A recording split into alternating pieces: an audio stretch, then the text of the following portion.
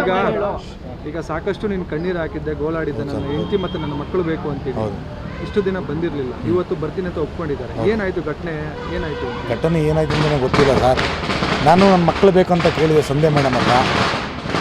ನನ್ನ ಮಕ್ಕಳು ಬಂದಿದ್ದಾರೆ, ನನ್ನ ಹೆಂಡತಿ ನನ್ನ ಹತ್ರ ಇದ್ದಾರೆ. ಅರ್ಥಾಯ್ತಾ? ಎಲ್ಲ ಮರೆತು ಹೊಸ ಜೀವನ ಮಾಡ್ತೀರಿ, ಮಕ್ಕಳಿಗೋಸ್ಕರ ಜೀವನ ಮಾಡಬೇಕು. ನನ್ನ ಹೆಂಡತಿ ನಾನು ಯಾರು ಏನು ಕೆಮ್ಮನ್ಸ್ ಆಗ್ತಾರೋ ಏನೋ ಗೊತ್ತಿಲ್ಲ, ನನ್ನ ಹೆಂಡತಿ ಮನಸ್ಫೂರ್ತಿಯಾಗಿ ಕರ್ಕೊಂಡು ಹೋಗ್ತಾಯಿದ್ದೀನಿ ನನ್ನ ಮನೆಗೆ. ಅಲ್ಲ, ಈ ಹಿಂದೆ ನಡೆದಿರುವಂಥ ಕಹಿ ಘಟನೆಗಳೆಲ್ಲ ಅವೆಲ್ಲ ಮರ್ತು ಬಿಟ್ಟಿದ್ದೀನಿ ಸರ್. ಖುಷಿಯಾಗೇ ಇದ್ದೀನಿ ನಾನು. ಎಲ್ಲ ಮರೆತು ಚೆನ್ನಾಗಿ ಜೀವನ ಮಾಡೋಣ ಅಂತ, ಚೆನ್ನಾಗಿರೋಣ ಅಂತ. ನನ್ನ ಮಕ್ಕಳು, ನನ್ನ ಹೆಂಡತಿ ಅಂದ್ಬಿಟ್ಟು ನನಗೆ ತುಂಬ ಆಸೆ ಇದೆ. ಕರ್ಕೊಂಡು ಮನಸ್ಫೂರ್ತಿ ನನ್ನ ಹೆಂಡತಿನೂ ಹೋಗ್ತಾ ಇದ್ದೀನಿ. ಅಲ್ಲ, ಈ ಹಿಂದೆ ನೀವು ಲೀಲಾ ಅವ್ರ ಮೇಲೆ ಸಾಕಷ್ಟು ಆರೋಪ ಮಾಡಿದ್ರು, ಲೀಲಾ ಅವರು ನಿಮ್ಮ ಮೇಲೆ ಆರೋಪ ಮಾಡಿದ್ರು. ಅದೆಲ್ಲ ಮರ್ತು ಬಿಟ್ಟಿದ್ದೀನಿ ಸರ್. ಎಲ್ಲ ಮರ್ತು ಬಿಟ್ಟಿದ್ದೀನಿ. ಇನ್ನು ಖುಷಿಯಾಗಿರ್ತೀರಿ? ಹೌದು ಸರ್. ನಮ್ಮ ಸಂಧ್ಯಾ ಮೇಡಮ್ ಬಂದು ನನಗೆ ತುಂಬ ಉಪಕಾರ ಮಾಡಿದ್ದಾರೆ. ನನ್ನ ಹೆಂಡತಿ ಮಕ್ಕಳನ್ನೆಲ್ಲ ಕೊಡಿಸಿದ್ದಾರೆ. ಇಷ್ಟು ದಿನ ಯಾರು ಕೊಡಿಸಿದ್ರೋ ಕೊಡಿಸಿದ್ರು ನನಗೆ ಗೊತ್ತಿಲ್ಲ.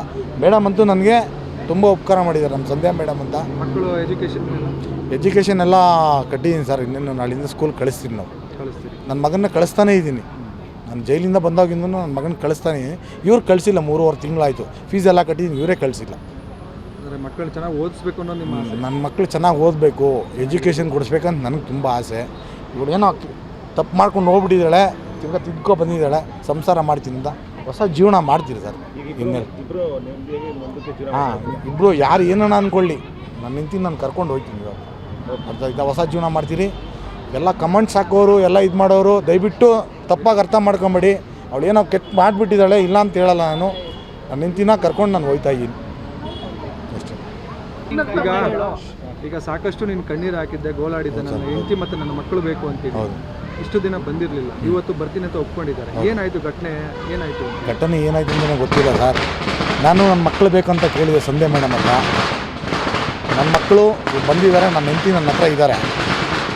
ಅರ್ಥಾಯ್ತಾ? ಎಲ್ಲ ಮರೆತು ಹೊಸ ಜೀವನ ಮಾಡ್ತೀರಿ, ಮಕ್ಕಳಿಗೋಸ್ಕರ ಜೀವನ ಮಾಡಬೇಕು.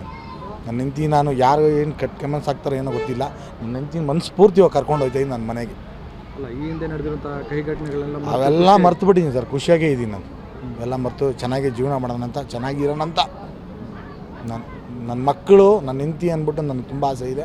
ಕರ್ಕೊಂಡು ಮನಸ್ಫೂರ್ತಿ ನನ್ನ ಹೆಂಡತಿನೂ ಹೋಗ್ತಾ ಇದ್ದೀನಿ. ಅಲ್ಲ, ಈ ಹಿಂದೆ ನೀವು ಲೀಲಾ ಅವ್ರ ಮೇಲೆ ಸಾಕಷ್ಟು ಆರೋಪ ಮಾಡಿದ್ರು, ಲೀಲಾ ಅವರು ನಿಮ್ಮ ಮೇಲೆ ಆರೋಪ ಮಾಡಿದ್ರು. ಅದೆಲ್ಲ ಮರ್ತು ಬಿಟ್ಟಿದ್ದೀನಿ ಸರ್.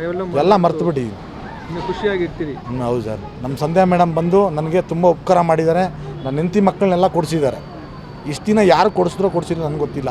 ಮೇಡಮ್ ಅಂತೂ ನನಗೆ ತುಂಬ ಉಪಕಾರ ಮಾಡಿದ್ದಾರೆ, ನಮ್ಮ ಸಂಧ್ಯಾ ಮೇಡಮ್ ಅಂತ. ಮಕ್ಕಳು ಎಜುಕೇಷನ್ ಎಲ್ಲ ಕಟ್ಟಿದ್ದೀನಿ ಸರ್. ಇನ್ನೇನು ನಾಳಿಂದ ಸ್ಕೂಲ್ ಕಳಿಸ್ತೀನಿ. ನಾವು ಕಳಿಸ್ತೀರಿ? ನನ್ನ ಮಗನ್ನ ಕಳಿಸ್ತಾನೇ ಇದ್ದೀನಿ. ನಾನು ಜೈಲಿಂದ ಬಂದಾಗಿಂದ ನನ್ನ ಮಗನ ಕಳಿಸ್ತಾನೆ. ಇವ್ರು ಕಳಿಸಿಲ್ಲ, 3.5 ತಿಂಗಳಾಯಿತು. ಫೀಸ್ ಎಲ್ಲ ಕಟ್ಟಿದ್ದೀನಿ, ಇವರೇ ಕಳಿಸಿಲ್ಲ.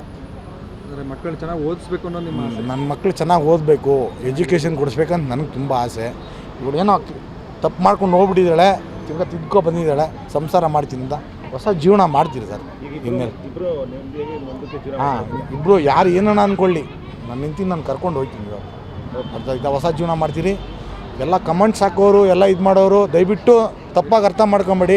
ಅವಳು ಏನೋ ಕೆಟ್ಟ ಮಾಡಿಬಿಟ್ಟಿದ್ದಾಳೆ, ಇಲ್ಲ ಅಂತ ಹೇಳಲ್ಲ ನಾನು. ನನ್ನ ಹೆಂಡತಿನ ಕರ್ಕೊಂಡು ನಾನು ಹೋಗ್ತಾ ಇದ್ದೀನಿ.